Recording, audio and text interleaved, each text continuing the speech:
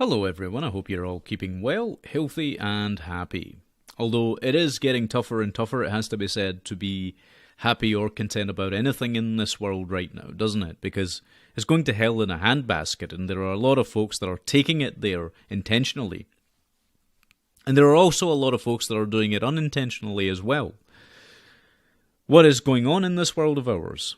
You know, a lot of folks have asked me to talk about this stuff that has happened geopolitically in the last 24 hours, and I'm not going to do that. I mean, I've done that in small part on other social media platforms, but really I'm kind of pulling back from all of this, to be honest with you, because I don't think there's a future for a lot of these social media platforms like Facebook or Twitter, really. So this intense censorship that we're seeing, things that are not allowed to be discussed anymore and whatever, all of this is making me far more hesitant to, have too big of a cyber footprint, let's say, out there. But at the same time, there's another thing at play as well, and that is that just talking about the problems is to deal merely with the symptoms and not the actual root cause of why the state of chaos is prevalent everywhere. You know? What is the root cause? Well, put simply in a nutshell, you have the problem of egotistical, narcissistic, dangerously out of control individuals who genuinely have this deep-seated malevolence in them. Okay, and I'll talk a little bit about where this comes from. But it's also important to recognize that these people use something called glamour, right? These, whether it's the political puppets or the folks that are in power in a real sense as well, right? They all use glamour.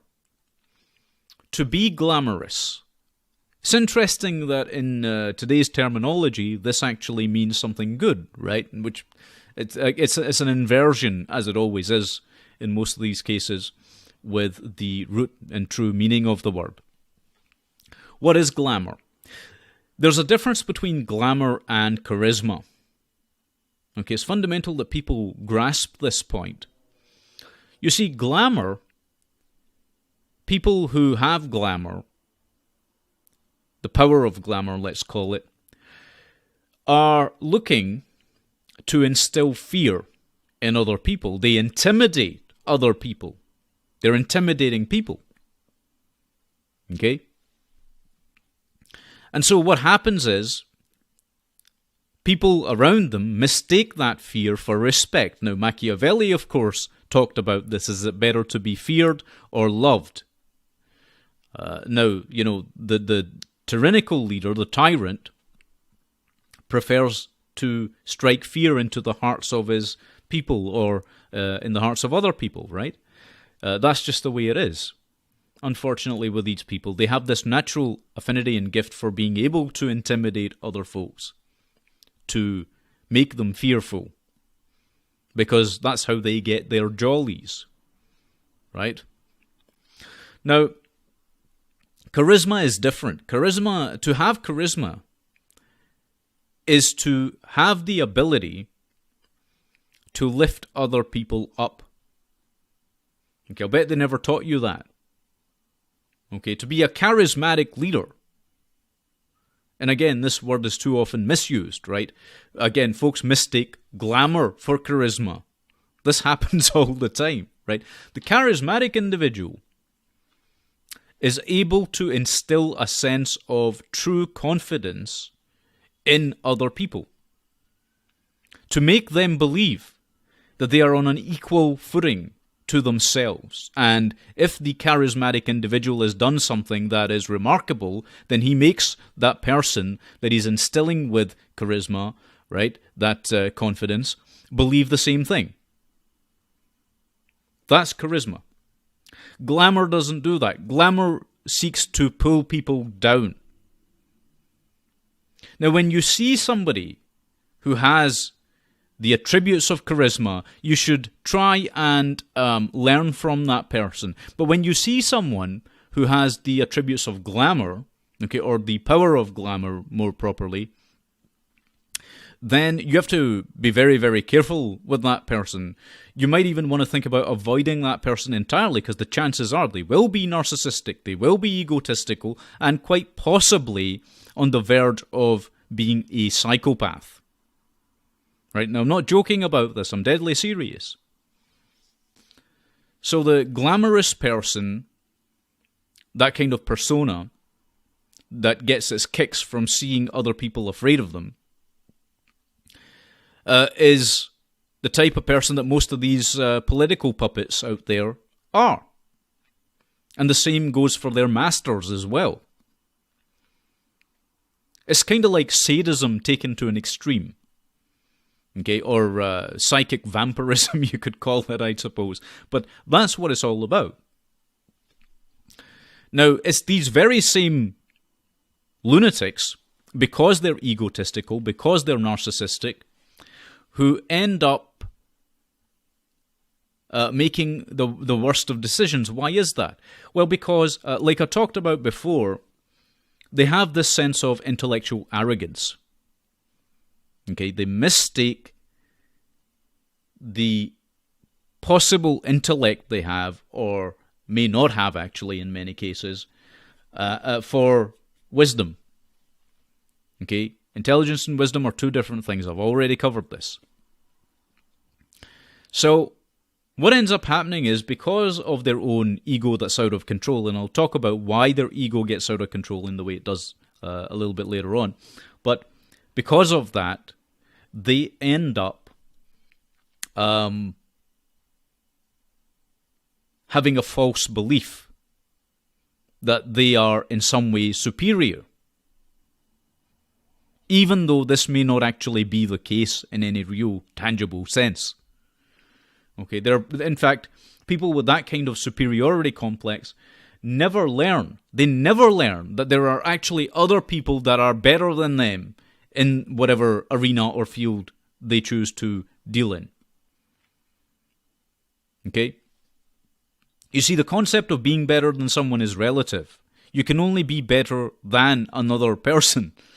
It doesn't exist of its own right, in its own right. Okay, it doesn't exist. What does it mean to be better? They used to teach these things in school, you know. Good, better, best, right? How do these things apply, and when do they apply? And, you know, it's basic language skills, but actually it has a deeper purpose as well, because you can apply it psychologically. You can apply it philosophically. So this is the key thing. There is no better in any true definitive sense. You're not truly better than anyone else at all. But this superiority complex leads to these people, these narcissists, these egotists, these people with the power of glamour, to see other people as inferior to them. And what happens is, because we are stupefied and to some degree mystified by their power of glamour, we mistake that glamour for charisma, right? Charisma is a positive attribute. Glamour is a negative attribute, if you want to think of it in those terms. Okay, I'm just simplifying, perhaps oversimplifying slightly, but I'm simplifying for you guys. So, when you do that, when that happens, then voters, for example, overwhelmingly vote in the glamorous candidate. That's why these people, you know, always want to look good on TV. Do you see what I'm saying? And the other big question is, why does their ego get out of control? This happens because they're told constantly and with consistency that any successes that have happened in their life were the result, and only the result, of their actions. Okay? understand that a second. You see, very few people will tell you what makes a person successful. And again, success, by the way, is also relative. And that's something else folks won't tell you. You can only measure it against other people, be it financial success or whatever else. Obviously, the most important thing in life is not to go hungry. Okay? Not to be in abject poverty to a degree where you don't have food to eat, you don't have clothes to wear, that sort of thing, which does happen, sadly, in certain places. But beyond that, right, the notion that, you can become successful because you have more numbers after, or more zeros after whatever numbers in your bank account is nonsense. But it's a nonsense a lot of these people who are egotistical, narcissistic, and glamorous believe in. And they also end up trying to fill the inner void that they have with things. And then they try and go after other people's things. You'll notice that as well, which is why they love government so much. It's why they end up gravitating towards politics, probably that and their own inner desire for psychopathic action. But these folks, they have this wish to encroach into other people's territories, into their homes, into their, you name it, into their bank accounts and take from them. Just so that they can see more zeros added to their numbers in their bank accounts. Do you see what I'm saying? So this is what you're dealing with. And it's these people that are creating the problems. And they're told constantly that any success that they've attained is due to them. That's a nonsense. That's a lie. That's a falsehood. Okay? Any success is not purely due to you. There's a myriad of circumstances that have to go completely the right way for you to be successful in whatever you're successful in. You can increase the chances of that. Okay, you can increase the chances of that depending on what you do, but success itself is not down only and solely to you. It takes, a lot of people to make somebody successful, or to make something successful. A brand, let's say. Okay, it's not just the CEO. Although perhaps the CEO, if they're very creative, has a greater input or whatever, and it's quite correct that that person gets the proper remuneration for whatever it is they've put in to, in terms of effort. But that doesn't mean that success was only down to that individual. Okay? It never means that. You can't be successful without other people. Right? Even your enemies, actually, in a strange sort of way. It's a very bizarre thing. You can't be successful if you don't have enemies. Because you can only, like I said, you can only measure success against other people. Do you see what I'm saying? Anyway, we'll put that aside for a second. So, because that happens, the person's ego gets inflated to a point where they don't understand the value of other human beings. Okay, and so with that overinflated ego, that develops into narcissism. Okay, although narcissistic traits, it has to be said, can exist even without that egotism to some degree, but you usually find that the two go hand in hand. And the narcissism becomes more displayed, right? Because they fall in love completely with themselves, thinking that they are it. Okay, and egotism and narcissism, by the way, they exist in everyone. This is another thing I'd like to talk about very quickly, which is that a lot of people will tell you a little bit of this stuff, right? But they won't tell you that these traits are also dormant, perhaps, or active in your own psyche, in your own being. That part they won't even touch with a barge pole. You see, everyone has that.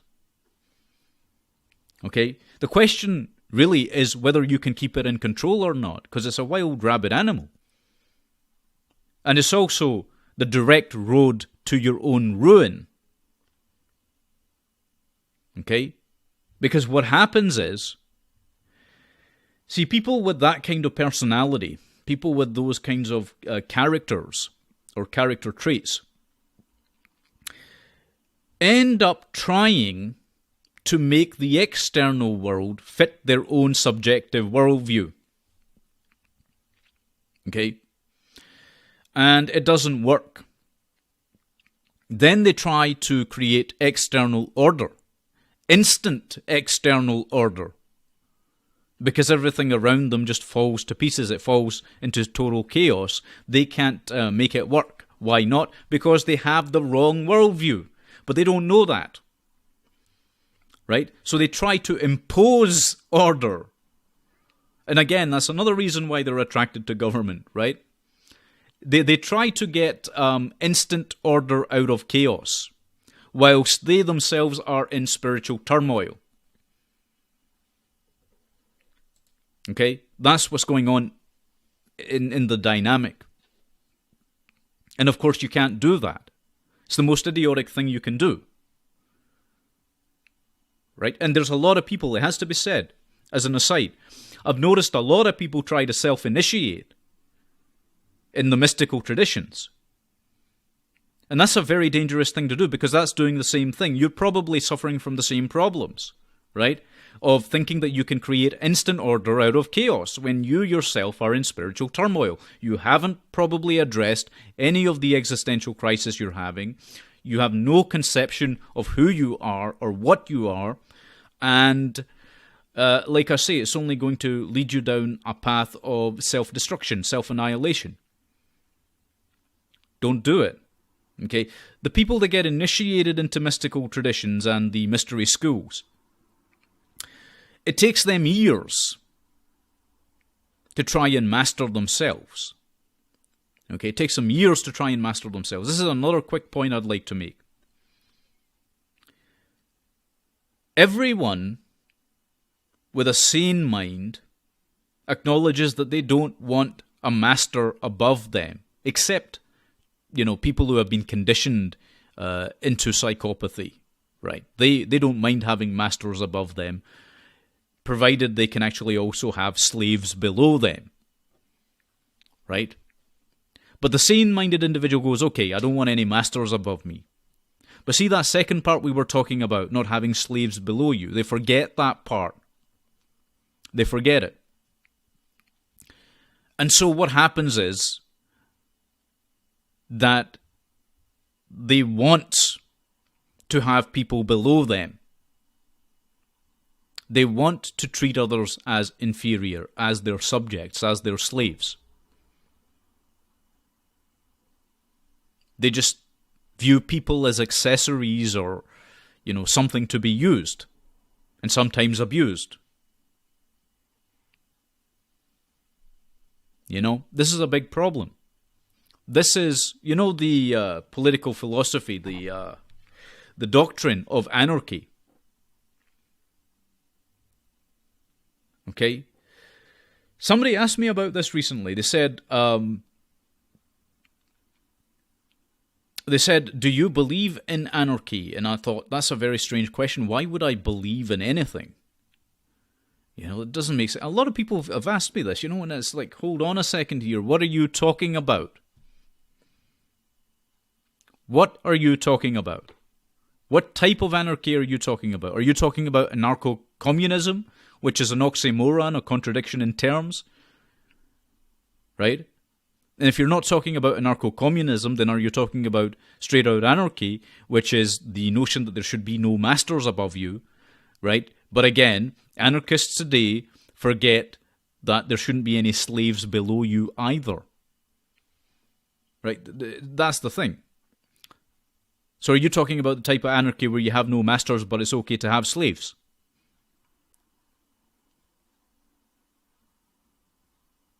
Okay, these are the ideological pitfalls out there, but folks don't see that, right? They can't see it. Or are you talking about the type of anarchy in which you have established inner order within yourself, and then you seek to understand how the world can be brought into external order through your own inner peace, if you will? Because if it's the last part, if it's the last definition, then I'm on board with that. But if it's the other two definitions, you can go to hell. Okay? This reminds me of something else. And this is quite an important thing I'd like to share as well. There are people out there that have the power of glamour, that have an ego that is out of control, right? Who are egotistical, who have narcissistic tendencies, that are probably psychopathic at some level, who come to you and appear to ask questions of you, about you, in what seems like an inquisitive manner. Okay, this will happen. Because I've met a lot of people. See, these kind of people I can recognize a mile off now, right? Because over the years, you meet enough of them and you go, hang on a second. I know what you're all about now, mate, right? You meet these people and, as I say, they at first appear inquisitive, but actually what they're trying to do is to trip you up. Okay, is to trip you up and to make you look like a stupid fool. Okay, now you can see this best exemplified in the interview that Kathy Newman had with Jordan Peterson. But there are a lot of these kinds of people, men and women. Okay? A lot of them. And so they try and get you in a gotcha moment. That's what's going on in them, right? They don't really want to learn. They don't really want to understand anything. They're not actually looking for you to teach them something or to impart something that you might know, or perhaps even they might have something to teach you. No. That's not what's going on there.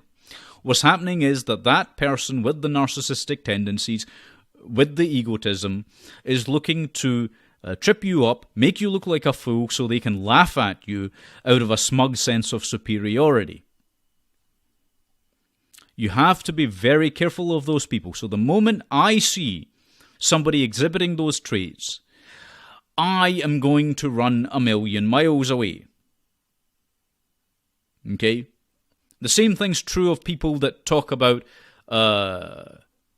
this nonsense about patriarchy. And all this other garbage that they've had pumped into their heads, this ideology, these belief systems. Same thing happens there.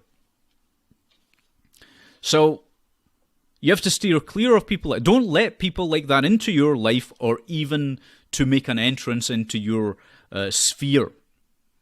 Okay? Your own inner circle. Don't let them come into that, because these people are like a whirlwind. They come in and they cause havoc and chaos and destruction, and they will leave you damaged. Okay, they get off on seeing that damage in other people. Like I said, it's how they get their jollies, right? It's how they get their kicks. So beware of that.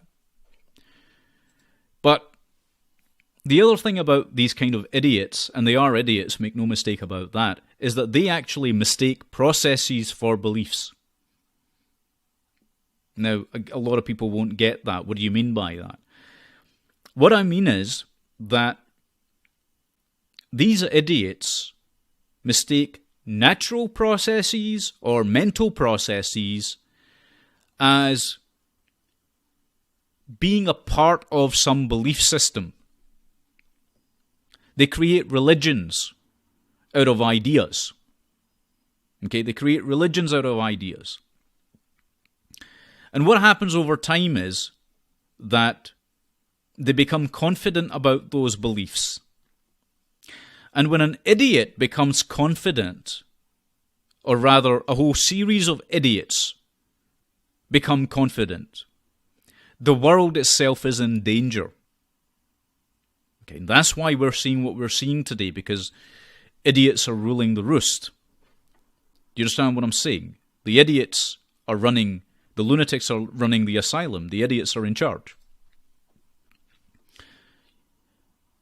And the difference between these type of idiots, as I say, they are intellectually arrogant. They have this smug sense of superiority.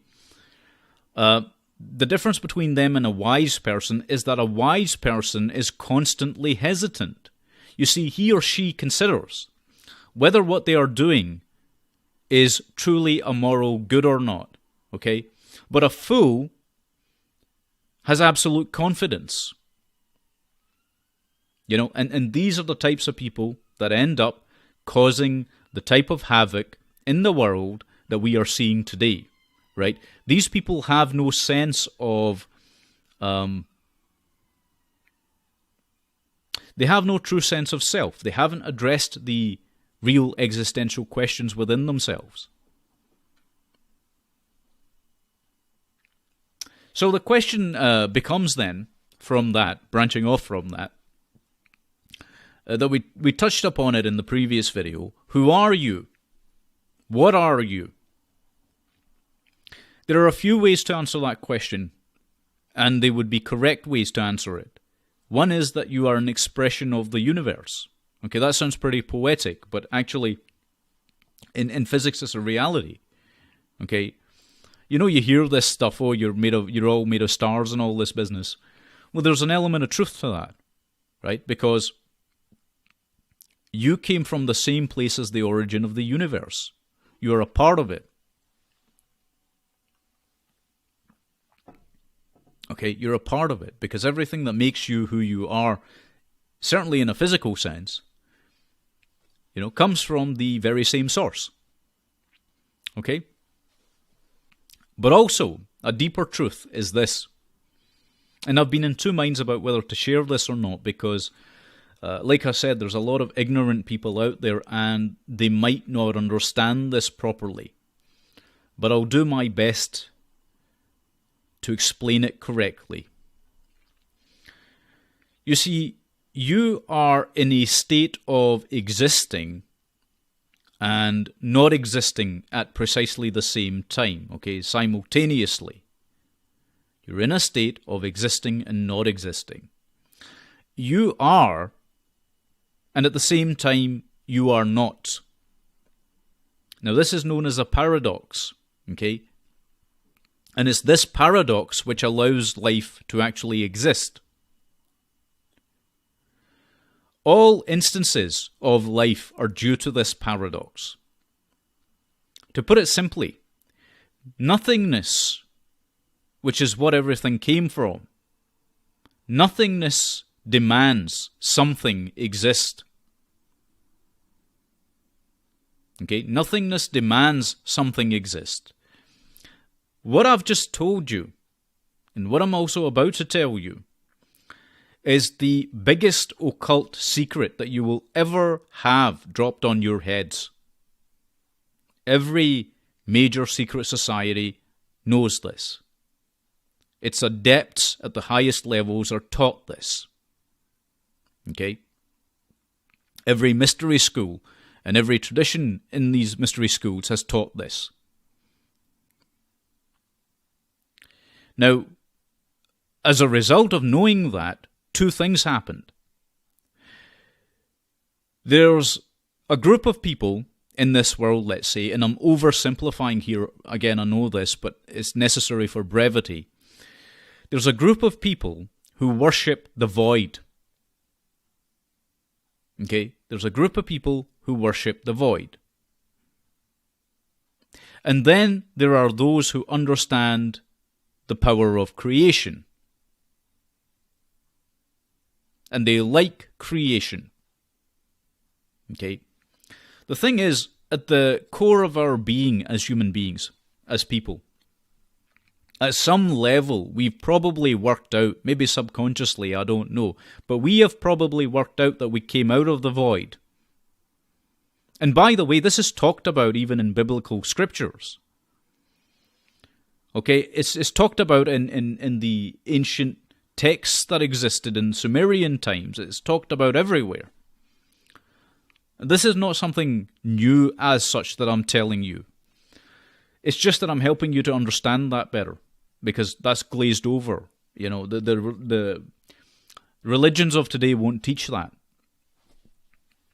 At some level, we all know we came out of the void, right? And what happens in certain people is that there's a deep-seated desire to return to the void. For them, there is only the void, because that is the ultimate, the absolute truth, the ultimate truth.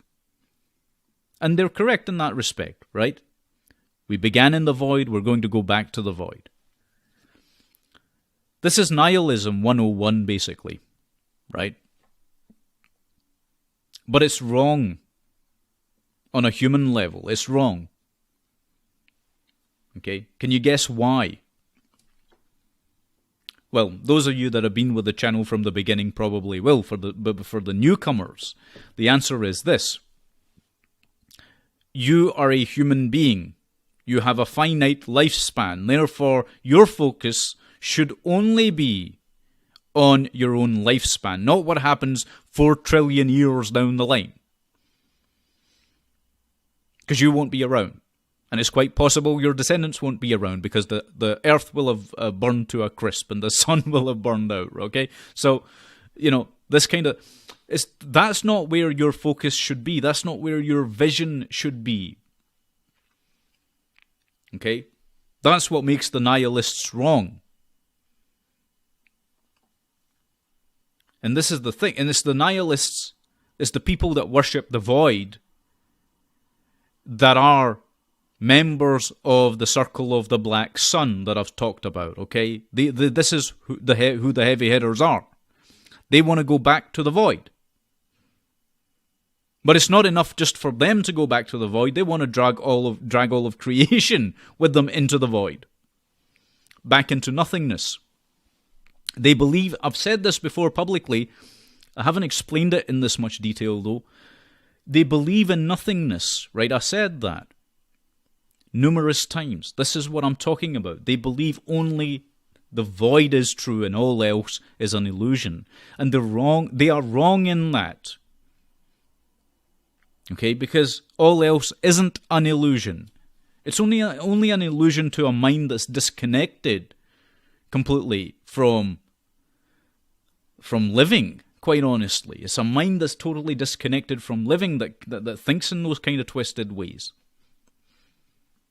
Now, sometimes what happens is you'll experience tragedy just as a normal human being.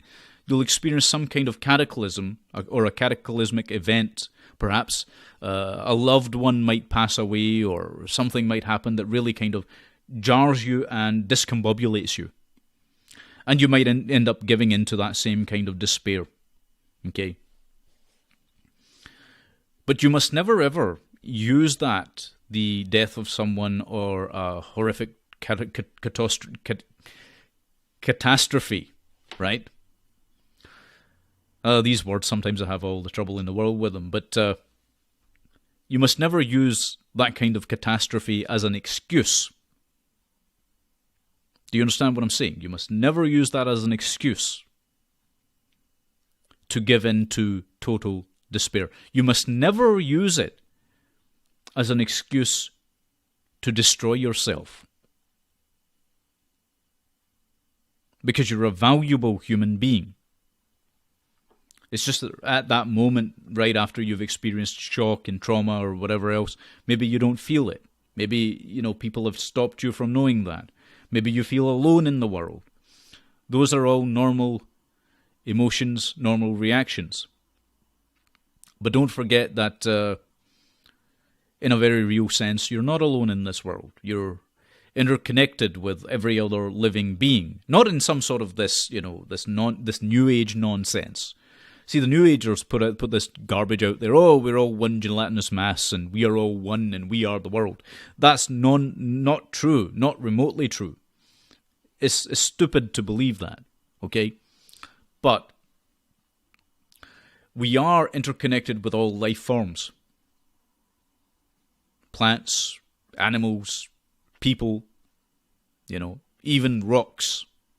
weird as that sounds, right? There are things happening within each of these seemingly solid objects and subjects, let's say, right? These organisms. There are things happening within the living organisms, certainly, that are mysterious in nature at the cellular level, at the atomic level, at the subatomic level. There are all kinds of very strange things going on in them. And there is reason to believe, because of entanglement, that unbeknownst to ourselves consciously, we're probably having effects on the rest of the world in ways that we don't know fully, just by the virtue of being. Okay? It's fascinating stuff. Anyway, I don't want to confuse you too much. So, I guess the point of what I just said there is that, in a very real sense, the answers to your questions are within yourself. Okay? Last week, I told a young woman to look within herself for answers, and she said, "But I don't know anything." So I said, "Do you think I know anything?" Most of the time, I'm talking out of my ass, right? In general life, right? I'm probably talking out of my ass. When I'm supposed to know something, I'll know it. And when you're supposed to know something, you'll know it. That's just the way it works out in this world of ours. So, it's important, as I say, to approach life with wisdom. And I think one of the other great problems we've got right now is that the schooling systems are a mess. And also, teaching is a mess. And I've talked about this in depth. I've talked about how the education system was created and what it's become, and the state-run education system is just a tool for indoctrination, right? But if you were to go back a few hundred years, or 1,000 years, or many thousands of years ago, you would see that being a teacher was a very serious business, and the people that were teaching then understood this. The people that were true teachers understood this. You're entrusted with the responsibilities of a father, a mother, a guide, and a shaman. Okay? And if that sounds weird to you, you need to go and look up how people originally were taught things. Most of the time, actually, in many cultures, they were taught by their parents. Okay, but there were village elders and so on that also acted as teachers and guardians. One key thing about teaching and teachers in general, okay, and this is important that we completely take this on board. There's a lot of people out there, and I talked about this in one of the previous videos I put up just a few weeks ago. Actually, I think it was last week, if I'm not mistaken.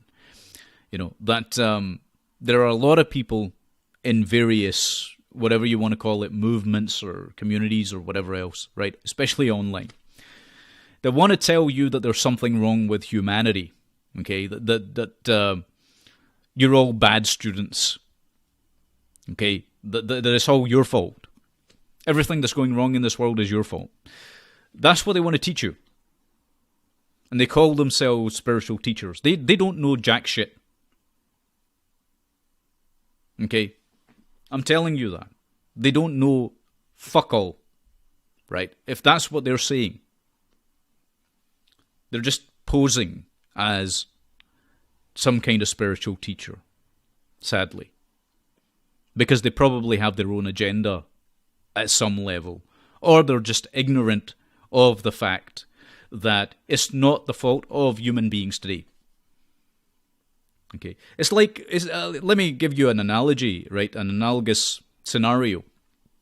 It's a little bit like saying the cow is responsible, or the sheep is responsible for being butchered by the butcher, by the guy running the abattoir. Okay, the animal is responsible for getting its head cut off. That makes no logical sense whatsoever. It's the one wielding the blade. Okay? It's the one wielding the blade. Who's wielding the blade above the head of humanity? See, they won't talk about none of that, right? Because that's scary territory when you start to expose the real truth about what the hell's going on, which I've done. That's why it scares the absolute crap out of them all. You know? And there are a lot of people like me out there doing that, by the way. It's just there aren't enough of us. But it's not humanity's fault. Okay? It's not the average human being's fault that the things are rapidly going in the direction that they are. You know? My point in saying all of this is that there is no such thing as a bad student. There are only bad teachers. Okay? There are only bad teachers. It's a little bit like, it's just the same as how there are no bad children. Now, this shocks people. You know, if you say there's no bad students, there's no bad children, people will think you're some sort of utopian loon, right? That's not what I'm saying. I'm trying to explain to you that if a student does not learn well, then it is the teacher's fault, at some level at least, for not explaining it properly. Or maybe that teacher just can't understand that student or explain to that student. Maybe they need a different teacher. Okay, but there's no such thing as a bad student. And there's no such thing as a bad child. Okay, there's only bad parents. Human beings that are not just bad, but evil, let us say in particular, end up evil as a result of bad parenting. Full stop. Okay? Full stop. They're not born evil. Nobody's born. See this garbage that's taught. Oh, you're born evil. You're not born evil. You're born with the ability and the capacity to do good or to do evil. Okay? But for the most part, most people are born good. You know? And this nonsense that's peddled, even by people that are supposed to be learned, about original sin, which they've carried into their teachings and their lectures. Lunacy. Because that's what's at the heart of a lot of this false teaching. You know? And this is why you have to be careful who you choose as a teacher. And you have to be especially careful of teachers who choose you. You see, a teacher that's worth their weight in gold probably will shun you before they really start teaching you. Did you know that? Of course you didn't. Why would you, right? Nobody's told you that. Okay? The teachers that are worth their salt will shun you.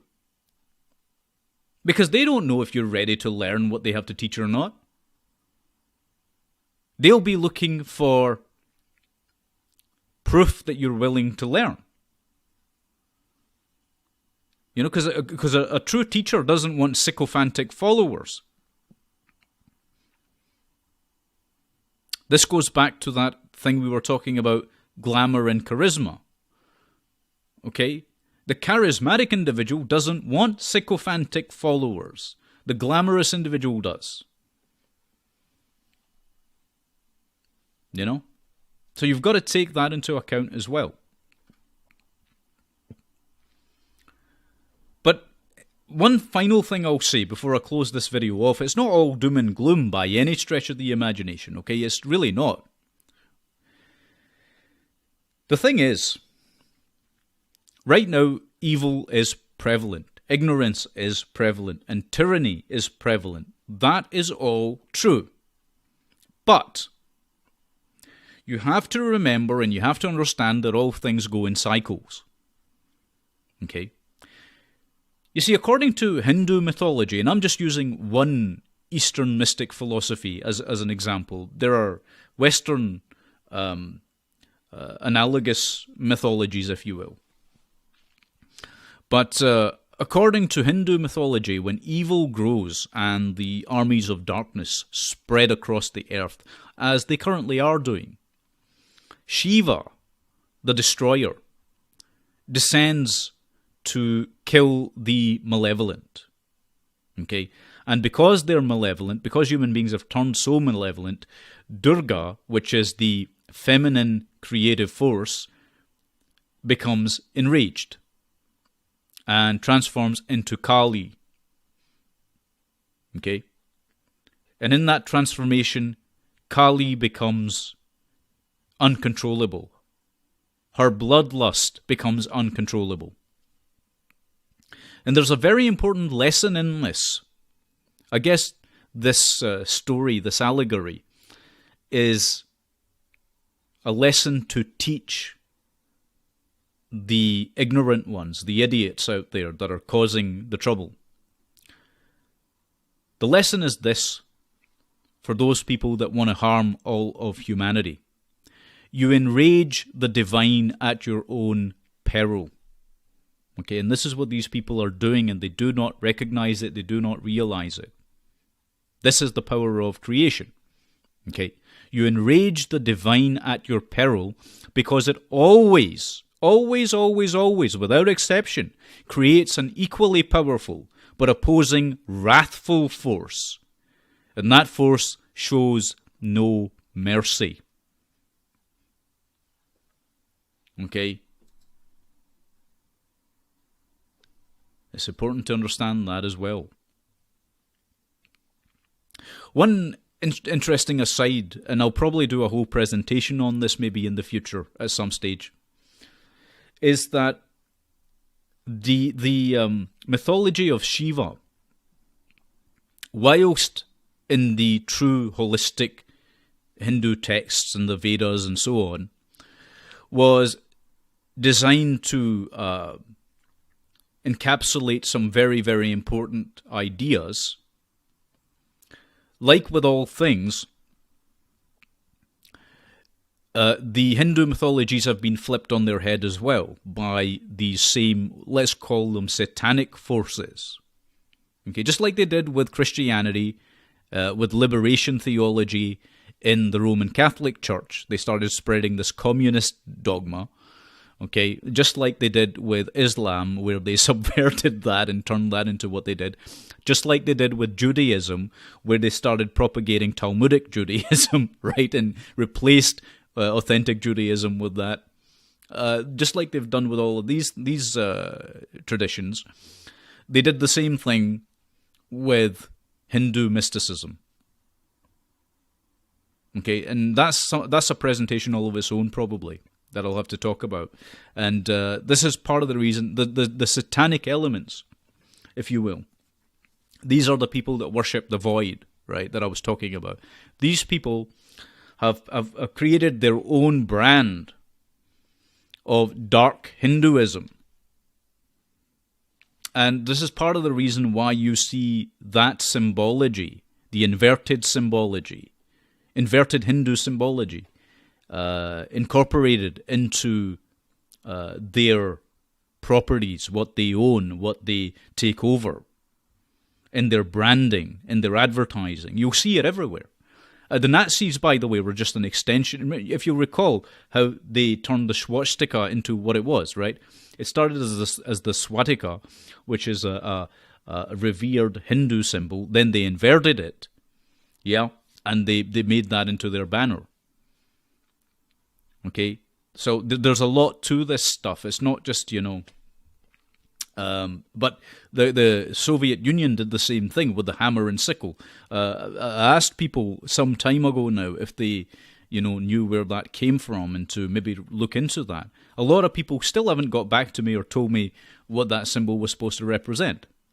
You really need to find out. And now I will tell you at some stage if you haven't figured it out already. But a lot of these symbologies were taken out of ancient traditions and inverted and changed and made it into what they wanted them to be, what they wanted to represent. You know? Anyway, I'll leave it there for this video, and I'll hopefully speak to you all soon. But I want you to take very good care of yourselves. Thank you very much for watching, and God bless every one of you.